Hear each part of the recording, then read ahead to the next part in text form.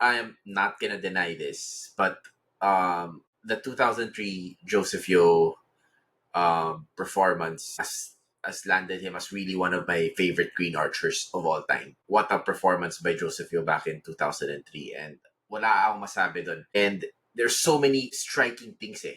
Joseph would would drive the paint, step back, and pull up the fadeaway, classic ninja against Larry Fonacher, against Wesley Gonzalez. Dude, Jacob was doing the exact same thing. And let's not forget this, ha. Like in the 2000 game, in game 2 of 2003, Joseph Yo also hit a very very tough contested three-pointer against Ateneo. And sabi ko, parang there's too much parallels in my brain for this game. Obviously, like what comes to the big difference is we win. We won this game. And this has now, for me, eclipsed that epic Final Four performance by Joseph Yo.